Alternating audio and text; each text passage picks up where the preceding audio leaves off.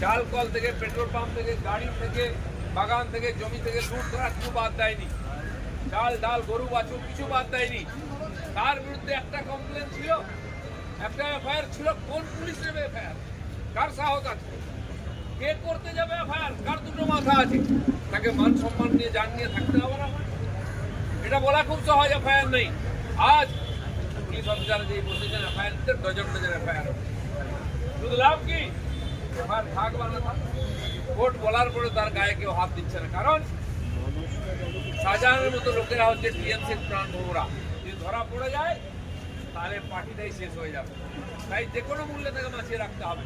আমরা আগের থেকে বলছি যে পুলিশ লুকিয়ে রেখেছে, পুলিশের গাড়ি করে ঘুরছে, নেতাদের বাড়িতে থাকছে, গেস্ট হাউসে থাকছে।